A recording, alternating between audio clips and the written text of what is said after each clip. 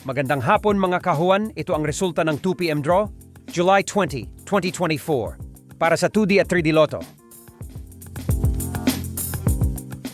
Para sa 2D Lotto result 2 p.m. draw, 9,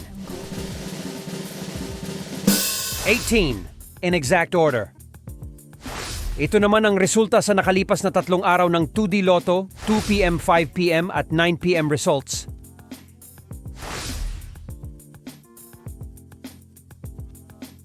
Para naman sa 3D Lotto result 2 p.m. draw, 2, 0,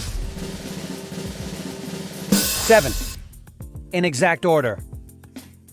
Ito naman ang resulta sa nakalipas na 3 araw ng 3D Lotto, 2 p.m., 5 p.m. at 9 p.m. results.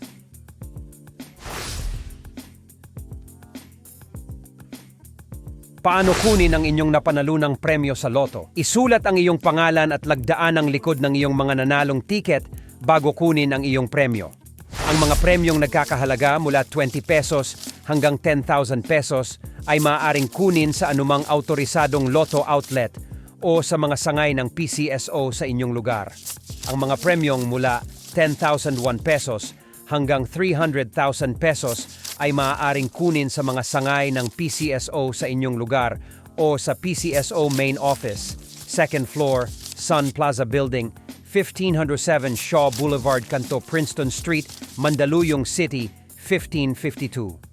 Ang mga premyong mula 300,001 pesos hanggang sa jackpot prize ay dapat i-validate at kunin sa PCSO Main Office, 2nd floor, Sun Plaza Building, 1507 Shaw Boulevard, Kanto, Princeton Street, Mandaluyong City, 1552. Para sa sistema ng pagbabayad ng premyo, pakitingnan ang price payout chart.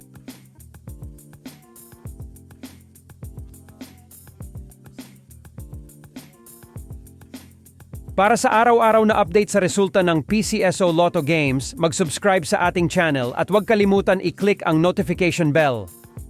Maraming salamat mga kahuwan!